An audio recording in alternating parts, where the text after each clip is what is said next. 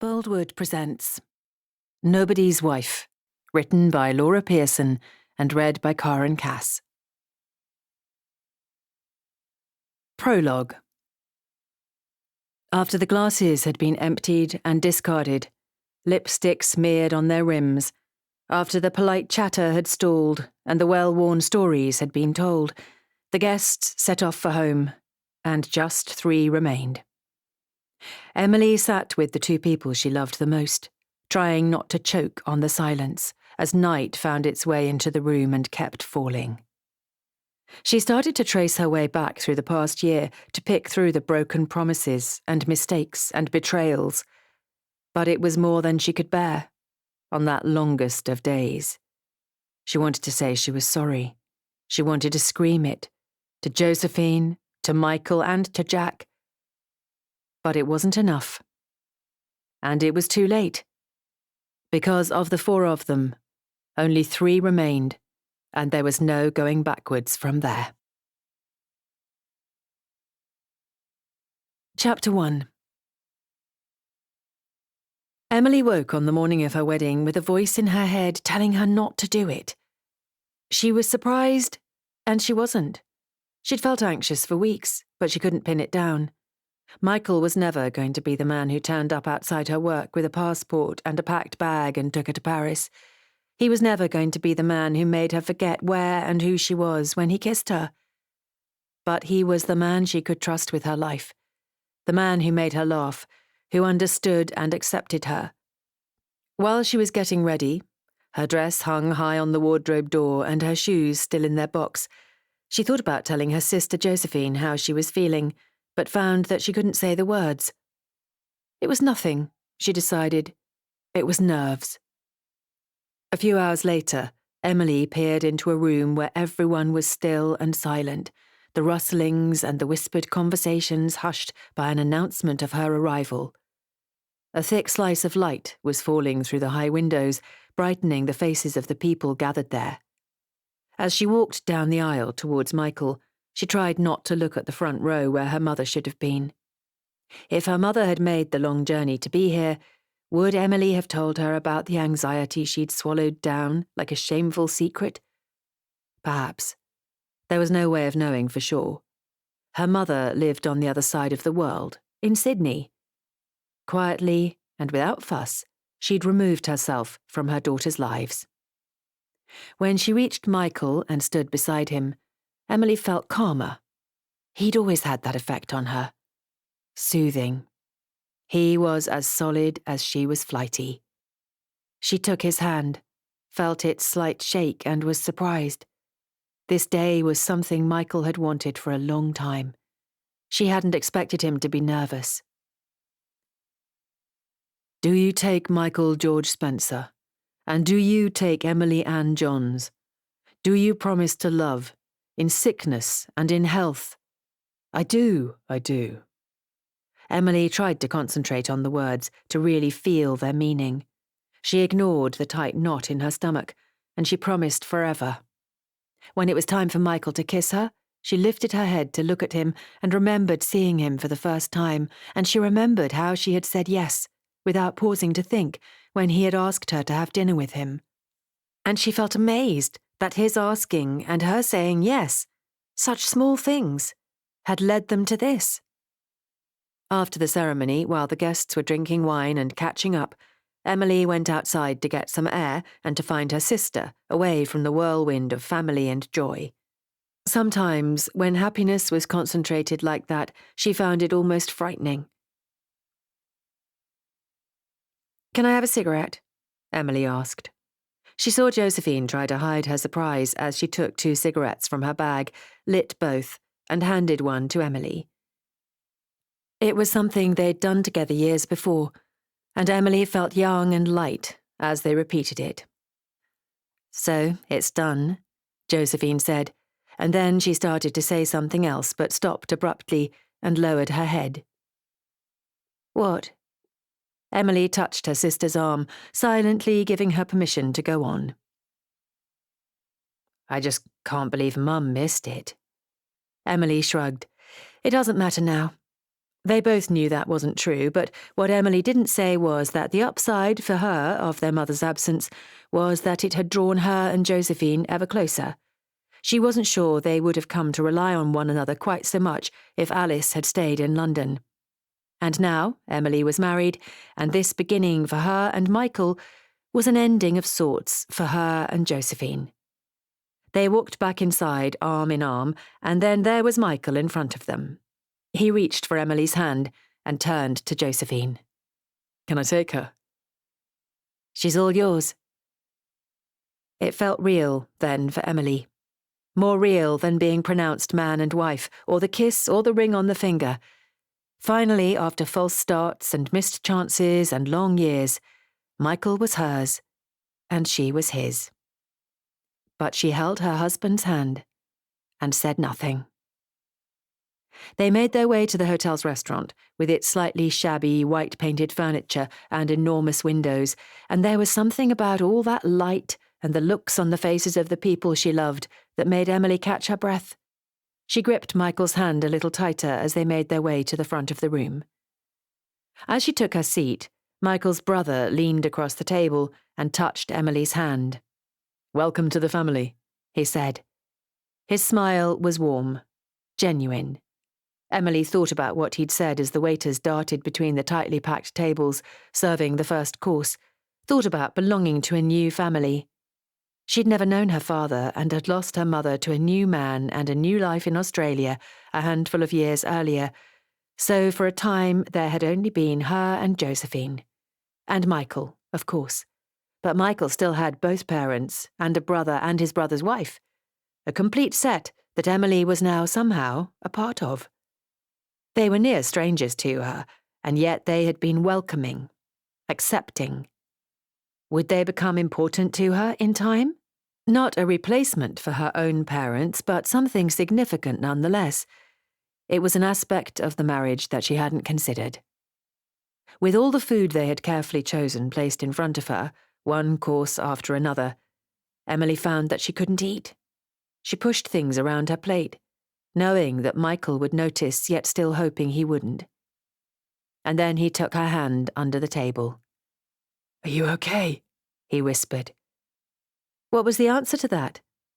"I love you, but something about this day doesn't quite feel right." "Yes, I'm just not hungry." Michael smiled and kissed her cheek. "Me neither." Emily looked at his plate and saw that he had barely touched his food, and she hoped it didn't mean anything, that neither of them wanted this first meal together as a married couple. And then one of the waiters came to take their plates, and she was relieved, as though she had escaped the discovery of a secret. Once the champagne glasses were filled and fizzing, Ben stood up and tapped his spoon against his glass, calling for quiet. Having no father, Emily had asked Ben to walk her down the aisle and to make a speech. She didn't want there to be a cavernous silence where everyone expected the father of the bride's speech to be. Ben was a year younger than Emily and 2 years older than Josephine, and Josephine couldn't remember his arrival in their lives, but Emily could, just about. She could still feel her mother's hand gripping hers as they stood on their new neighbour's doorstep, ready to welcome them. She could see the flash of Ben's sandy hair as he dashed behind his mother's legs when the door was opened. According to her mother, Emily and Ben had looked at one another solemnly for a moment before Ben had emerged from behind his mother and reached out to touch Emily's face, trying to wipe away her freckles. She didn't remember that part. "I'm Ben," he said, "and I've known Emily since she was 4 years old, when my parents and I moved into the house next door to her family. I haven't known Michael quite as long, but I've grown very fond of him over the last few years. Of course, when Emily first introduced us, I was ready to tell her he wasn't good enough." Emily didn't know how much truth there was in this. Despite being younger than her, Ben had always acted like a protective older brother to both her and Josephine, and he'd scared away a few of their early boyfriends with folded arms and a firmly set jaw. But by the time Michael came along, it had been different. The first time Emily introduced the two men, Ben had taken her to one side and told her he liked Michael, that he trusted him. "But the truth is, much as I once wanted to break the two of them up and keep Emily all to myself, I couldn't do it because they're simply too good together. So, I'd like to propose a toast to the happiest and most suited couple I know, Emily and Michael." The guests stood and raised their glasses. Emily took a sip of champagne and felt the bubbles rush on her tongue. She sought out Ben's eyes and mouthed her thanks. And there were tears in her eyes, and she wasn't sure whether it was the champagne or the speech or the emotion of the day catching up with her. She sat down and blinked them away. And then Michael stood, and she looked up at him, waiting. Michael rose, and the buzz of conversation that always starts up between speeches slowly dulled to a murmur and then silence in that high-ceilinged room. He hadn't written a speech. He didn't want his head to be filled with words that day. There wasn't space. So when he stood up and listened to the hush descend on the room, he didn't know exactly what he was going to say. "I'd like to say a few words," he said, stalling. He remembered that at every wedding he'd ever attended, the groom had thanked the guests for coming. "Thank you for being here for a day that has been a collection of the happiest moments I've known." Michael paused and closed his eyes, trying to picture the moment she'd appeared at the end of the aisle. When he'd turned and seen her, he'd had to catch his breath. The girl he'd loved and longed for. There she was, walking towards him in an ivory dress she'd kept hidden from him for months. There she was, her red hair loose and long, her gait confident and sure. She looked no more and no less beautiful than she did when she woke up and turned to kiss him in the morning. But that day, he thought at long last, she looked like a bride. And then he remembered hearing something he hadn't noticed at the time. "Thank you for that quiet intake of breath you all took when my wife appeared in the room this morning." He looked down at Emily and saw that she was looking back up at him, her eyes wide and bright with tears. "And thank you to Emily for saying, 'I do.' She may never know how much those 2 words meant to me, but I'll spend every single day trying to show her." As he raised his glass for the toast, Michael looked at Emily again, but her eyes were on Josephine's. For a moment he felt frustrated. He'd accepted a long time ago that he'd always have to share Emily with her sister, but he hadn't expected to share her on their wedding day. Michael drank from his glass and took his place beside Emily. Josephine leaned across the table towards him, and he saw that there were tears in her eyes too. "That was beautiful," she said. And with that, his anger was gone, drowned in the love he felt for Josephine at that moment. She'd been there at every stage of their relationship, introduced on their 3rd date, sharing roast dinners at the flat, leaving out books she'd enjoyed for them to pick up, taking Emily shopping for her wedding dress. It had always been the 3 of them. Even at this late stage in the day, Michael could hardly believe it had really happened. They were 5 years into their relationship, and Michael had known he wanted to marry Emily after their 2nd date. He was older than her, and he knew how to read the signs, how to tell whether something was going to be good and lasting, or rather how to tell if it wasn't. But Emily was new to it all back then, just 24 when they met. He had tried to give her all the time she needed, tried not to rush her. He hoped he had got that right. When he'd finally proposed, a part of him thought that if she wasn't ready then, she never would be, and that he'd have to move on, move out. And a part of him thought that he'd wait for her as long as it took, that he'd ask her to be his wife every day for the rest of his life if he had to. Michael's father approached him at the end of the dinner. He shook Michael's hand firmly. "Well done," he said. "You know we've always been proud of you, your mum and me." "I know," Michael said. This wasn't the kind of talk they usually had. "Seeing you today with Emily, you just look so happy." "I am, Dad." "Well, good. I'm pleased. So pleased." He went back to his seat, sat down heavily. The last few times Michael had seen his parents, he'd noticed old age creeping over them like a shadow. He wished then that he had made more time in his life for his parents in recent years, shown them more of the man he was now and of Emily. They lived in Yorkshire, and it was too easy to stay in London and call them to catch up rather than make the trip. When it was time for the dancing, Josephine made her way to the grand piano and began to play, and Michael took Emily in his arms and let his chin rest gently on the top of her head. He hadn't really wanted to do this, to have all the eyes in the room on them once again while they danced as husband and wife for the first time, but at the strangest times, the traditionalist in Emily shone through, and despite the low-key venue, she had wanted speeches and cake cutting and a first dance. Just before the guests joined them on the dance floor, he leaned to whisper in her ear, "Happy?" She tilted her head upwards and nodded. He wished she'd spoken, but felt he couldn't ask again. If only he could go back to those early days when they'd first met, and she was so unsure, and he was so convinced, and he had tried so hard not to call her too often, not to scare her away. He wished he could go back and tell himself that this day would come. "Be patient," he would have said. "She'll be yours." Chapter 2. It was getting late by the time Josephine sat down with Ben. They'd been dancing for hours, and Josephine was starting to feel the dull beginnings of a headache, the kind brought on by drinking champagne in the day. She took off her shoes, and Ben pulled her left foot onto his lap and rubbed it. "That feels amazing," Josephine said. "Will you marry me?" Ben laughed. "I can't believe it's over, Jo. When they picked the date, it seemed like it was so far in the future." "It's been lovely though, hasn't it?" "Perfect." They were silent for a moment, reflecting. Josephine wouldn't have said perfect, she thought.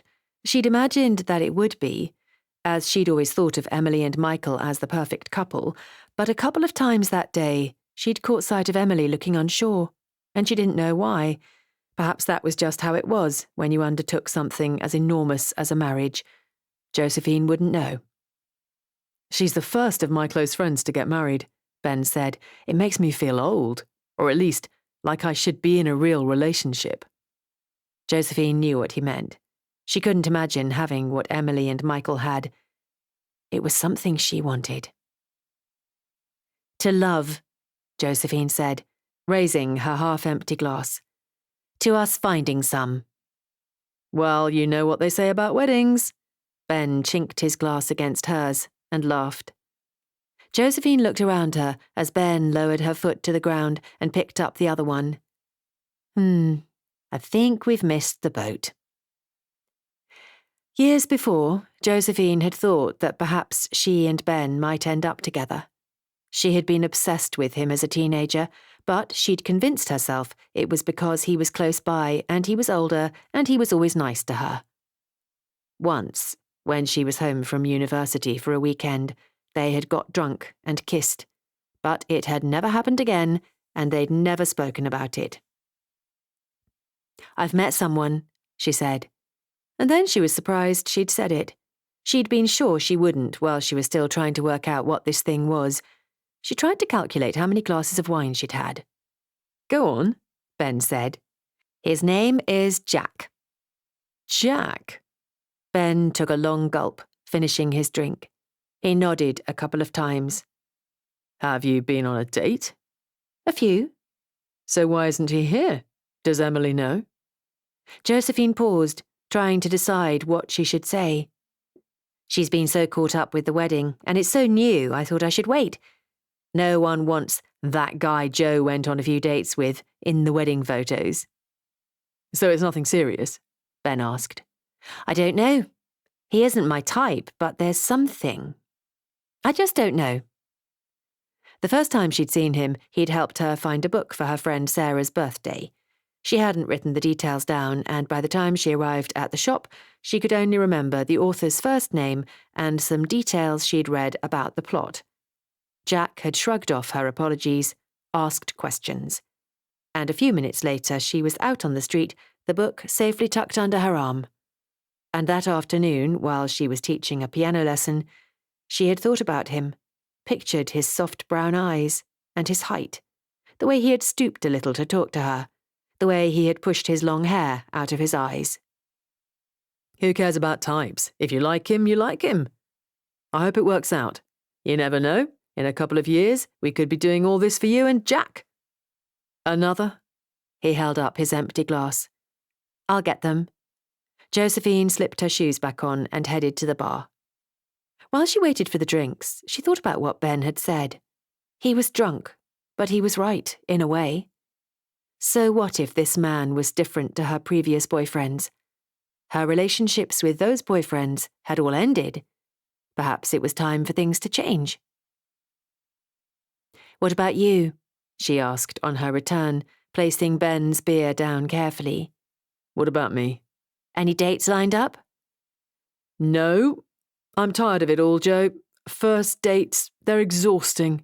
I think I'm ready to settle down. I just don't have anyone to settle down with. Josephine was surprised. Ben had a constant string of relationships, overlapping and jutting up against each other, and she'd never thought too much about the fact that they never lasted.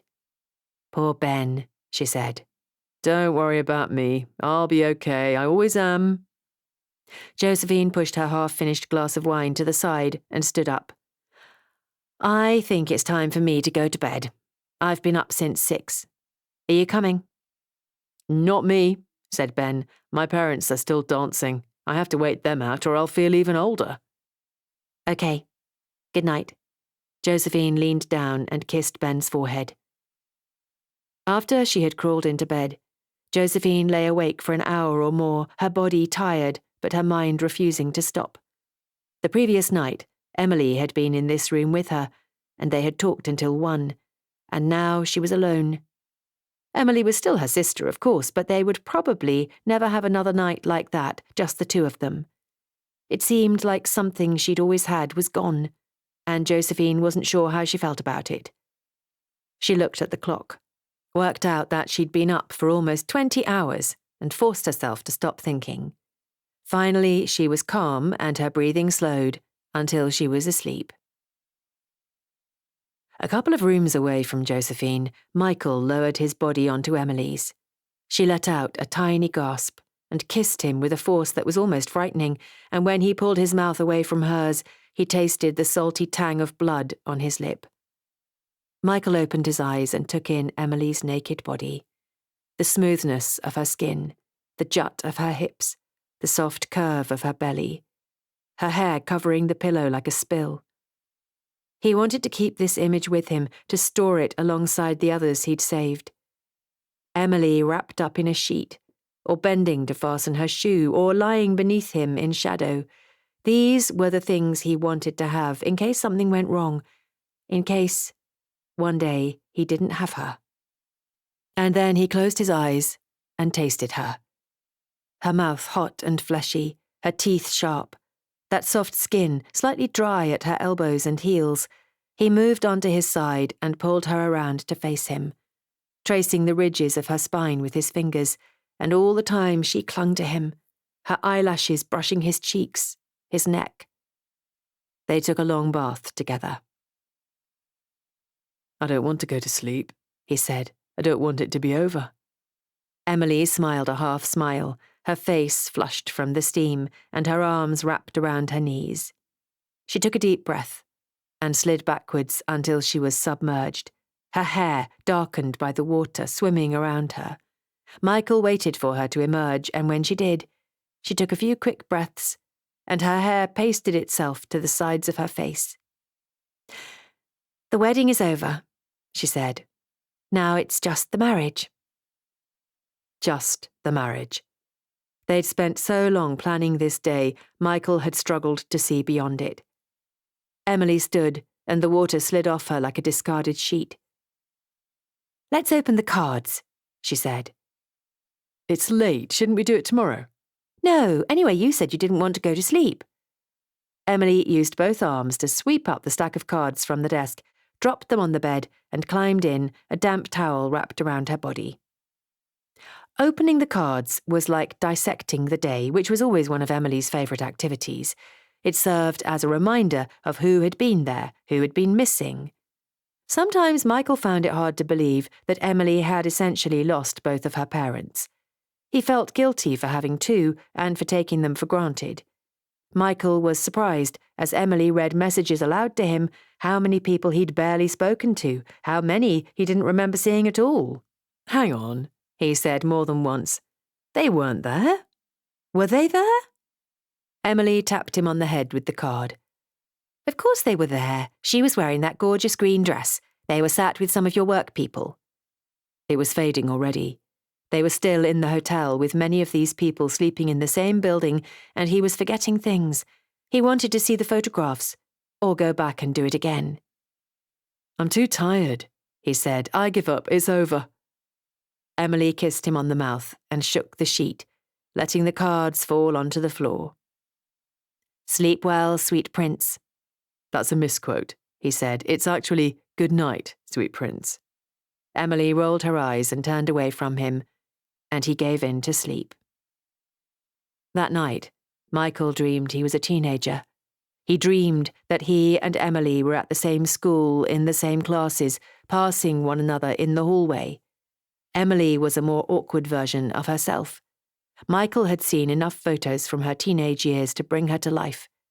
At 15, she hadn't yet grown into her beauty. Boys mocked her, and girls were indifferent to her.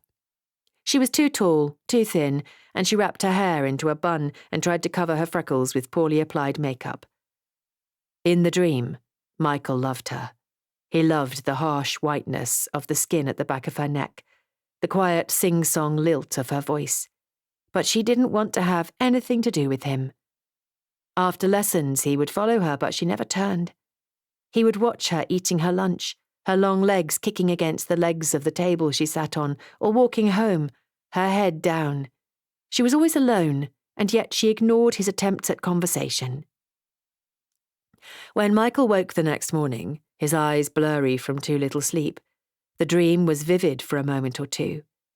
And that girl who had shunned him had grown into the woman lying next to him, her back curved like a shell. And she was his wife. Chapter 3. Josephine wasn't used to the flat being empty. She'd got home from work early that afternoon. She taught piano at various schools and privately, so her hours were a bit erratic. Michael and Emily were on honeymoon, and when they came back, they'd be moving out. She didn't really want them to go, and she felt childish for minding. She pushed the salad she'd made herself to one side and picked up the phone to call Ben. Joe, he said, what's up? I'm bored, Ben. Do you fancy a drink?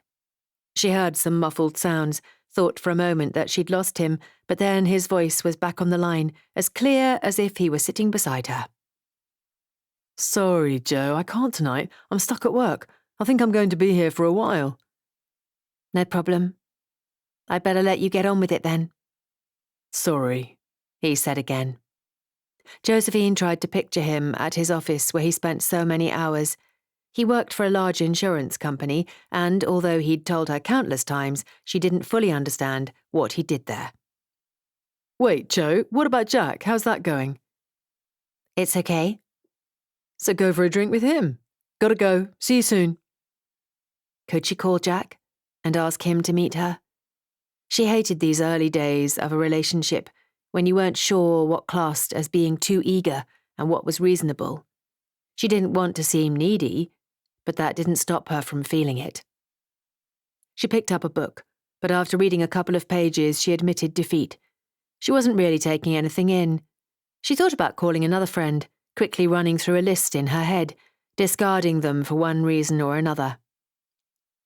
When Emily and Josephine were younger, Emily had had trouble making friends, and Josephine was always part of a large crowd.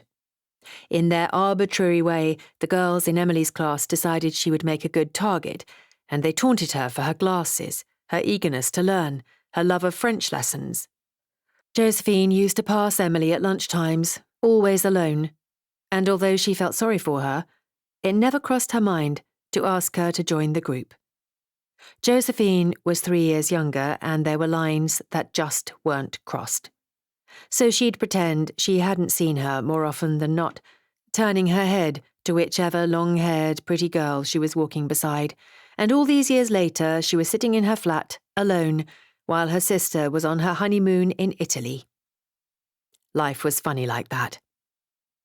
Josephine thought about the first time she'd spoken to Jack, how she'd gone into the bookshop 3 or 4 times where he worked before managing to say anything, how that day she'd gone in, determined to make a move.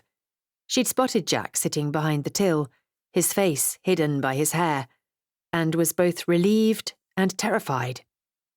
He'd been alone, reading a book. There had been no one waiting to pay, and no other member of staff in sight. It had been the best chance she was going to get. She'd forced herself to walk over to him, forced herself to hold her head up high and smile. "Hi," she'd said. Jack had looked up from his book, and his frown of concentration had disappeared. Sorry, I didn't hear you come in. Can I help you? Josephine had almost faltered then, almost mumbled something and turned to walk away, but she'd somehow found the courage to stand her ground. "I'm Josephine," she'd said. Jack had given her a half smile, pointed at his name badge. Jack. "Jack, I was wondering whether you'd like to go out for a drink with me tonight." Josephine couldn't believe she had said it. She'd looked down, unable to meet his eyes for a moment longer. Okay, he'd said. Let's do that. He'd grabbed a cardboard bookmark from a display and written a number on it and handed it to her. "I'll finish at 7, he'd said. Josephine had walked quickly out of the shop and hadn't looked back. She was holding the bookmark in her hand, and once she was outside, she'd stared at it, at his number and his name, printed in small, neat letters. She'd laughed, and a couple of people had looked at her as they'd hurried by, and she hadn't cared. Since then, there'd been drinks and kisses on street corners outside tube stations, long looks and a couple of dinners and held hands and laughter. She wanted him to be her boyfriend, but she wasn't sure whether he was, and she couldn't bring herself to ask. It felt so adolescent, that need to name things, to pin them down, but how did anyone know where they stood otherwise? Josephine didn't call him that evening. She had an early night and thought about Emily, how all this uncertainty was over for her, for the rest of her life. And Josephine wished she could change places with her sister and be somewhere sure and solid. Jack was in a bar that evening. He shared a flat with strangers, and he tried to spend as little time as possible there. After work, he'd eaten a Subway sandwich on the tube and headed to a bar that was a 10-minute walk from the flat. He exchanged a quick nod with the guy behind the bar and asked for a beer, and a couple of minutes later, he was sitting in the corner, scribbling in a notepad, a book about the art of the short story propped open in front of him. He wrote in furious 10-minute sprints, sitting back with his beer and reading a few pages of the book between them. When his phone rang, he was in the middle of one of his writing bursts, and he threw his pen down, annoyed. He'd forgotten to turn it off. And then he saw that it was his mother who hardly ever called. Suddenly the music that he'd barely noticed before seemed loud. "Hello?" he said. He wondered whether someone had died or was ill, or someone was getting married, having a baby, moving away. He had a large extended family, and it was difficult to keep track of what everyone was doing. "Hello, Jack," his mother said. Her voice was cracked and thin, the sorry soundtrack of his childhood. "What's up?" he asked, and then there was a silence while they both considered the fact that they were not a mother and son who just called for a quick chat. "I was just thinking about you, that's all. I thought I'd give you a call. I'm not interrupting anything, am I?" She was, but how could he say that when she asked so little of him, when she played such a bit part in his life? "No, I'm just in a pub." "With friends?" He knew she was fishing, that she wanted to know about his life, whether he had good friends to look out for him or a girlfriend, but it felt so unnatural, this small talk. He took a swig from his drink. "Just me." What else could he say? Jack knew that other people could talk easily with their families, mixing up their recent news with shared memories, layering love. "Would you like to come for a visit?" she asked at last. And he could hear what the words had cost her. And that question told a story too, as well as the awkward silences between them. She hadn't said the word home. She hadn't asked him if he'd like to come home. Maybe, he said. I'll let you know. They pretended, as they always did when they spoke, that they didn't both know that Jack would never go back there, not while she was living with that man who was not his father. That man who made it so hard for him to love her. So they played their parts, and then they hung up, and Jack sat there quietly, oblivious to the laughter and noise that was all around him. And when he looked at his watch, he saw that it was almost 9, and his glass was empty, and he hadn't written a word for a long time. He went back to the bar, leaving his book and his notepad scattered across the table. Same again? The barman asked, and Jack nodded. He was aware of eyes on him, and he turned to his right and saw a woman sitting on a bar stool. She wasn't trying to hide the fact that she was looking at him, and when he met her eyes, she half smiled. She had dark hair cut into a sharp bob with a blunt fringe. Her fringe was a fraction too long, and she kept having to brush it out of her eyes. She wasn't quite pretty, but she was definitely attractive, and sometimes that was more important. "Do you want to buy me a drink?" she asked. Jack admired her boldness. He thought of Josephine, of the handful of dates they'd had, the kisses that had promised more to come. He wasn't tied to her, not yet. "What's your name?" he asked. "Callie." "And whatever Callie's having," he said to the barman, who smirked and reached for a bottle of gin. When they got back to his table, Callie gestured to his things. "I've been watching you. Are you a writer?" Something like that. Jack had had 100 versions of this conversation, and he was bored of it. It was all just an elaborate form of foreplay, wasn't it? This woman had told him with her eyes that she wanted him to fuck her, and he was playing along because he wanted that too. It wasn't even that he wanted her particularly, more that he wanted to feel something, some pleasure or pain or something in between. But this ritual they had to go through, he was so tired of it. He'd been taking long swallows of his beer, and it was almost empty. He drained it and stood up. "I'm going home," he said. "Do you want to come?" Callie looked a little surprised, but she quickly rearranged her features to hide it. "Sure," she said, leaving her drink almost untouched, and picking up her bag before following him out of the dark bar. Even as they were walking to his flat, Jack was bored. He wished he hadn't started this. He should have left her sitting there at the bar and simply carried on with his work. She was wearing heels, and he was having to walk slowly to keep pace with her, and his mind was everywhere but in the present moment. Was this because of Josephine? Was he feeling guilty?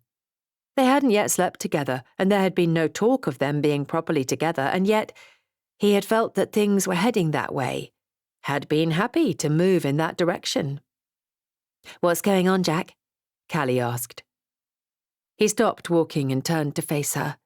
He wanted to say that he wasn't sure, that he'd known these kind of encounters and they left him cold, but she reached up and put her cold hands on his face and kissed him. And he let her. Jack took her home and went through the motions, and afterwards he wanted to ask her to leave. Instead, he waited until she'd fallen asleep, and he got out of bed, sat for hours in the lounge with the TV on, not really watching. He didn't want this, and he didn't know why he'd let it happen.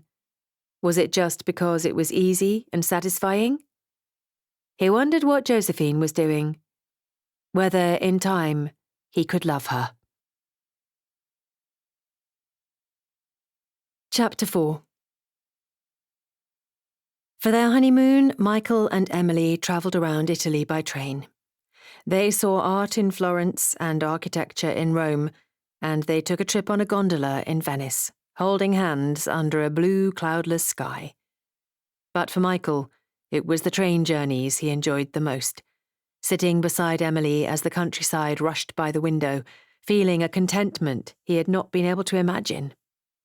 On their last day, on the train that would take them back to the airport, he clung to her, wishing these 2 weeks didn't have to end, that they didn't have to return to the drizzle and dullness of London, the routine of their lives. "Let's not go back," he said, I'm not ready.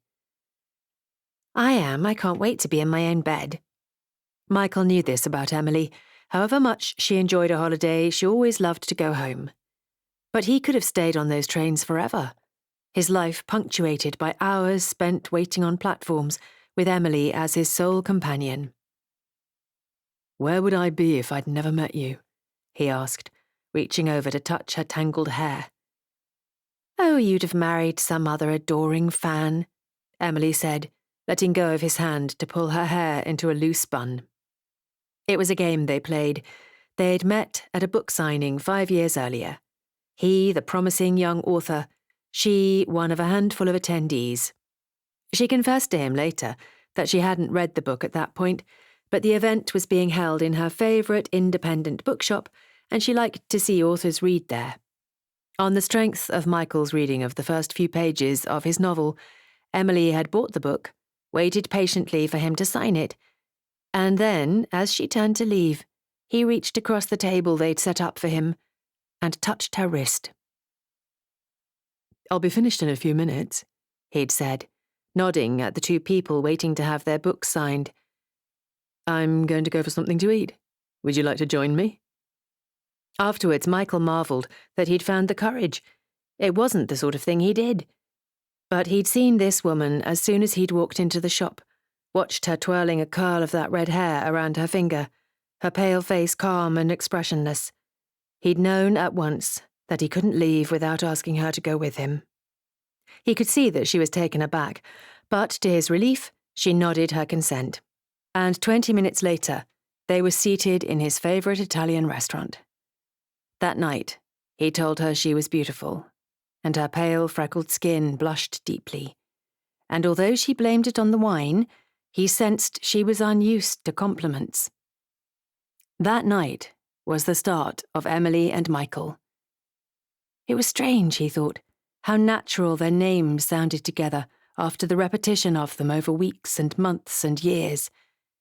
And yet, when he'd said them to himself that first night after walking her home, they'd jarred slightly. He'd come out of a year-long relationship a few months before, and it seemed his brain wasn't ready to move on. Perhaps that was why he didn't call her for a couple of weeks. It was a decision he'd questioned ever since. He'd kept her number on his bedside table, looked often at her hurried, looping handwriting. And when he did call, he'd heard something in her voice that he'd forgotten about in those 2 weeks of waiting. Something girlish and excited and charming. And he had never spent 2 weeks apart from her since. So perhaps that was the real start, that call. Emily counted from there, he knew that. He learnt later that she had spent those 2 weeks reading his book and waiting for his call, had put everything else on hold. He'd hurt her with his silence, and it was a time she preferred to forget. But marking the start of their relationship from that call meant omitting that first night in the Italian restaurant, and Michael was unwilling to do that. That moment, when he told Emily she was beautiful and watched the colour rise in her cheeks, was one of his favourite memories. "What are you thinking about?" Emily asked. You? He said.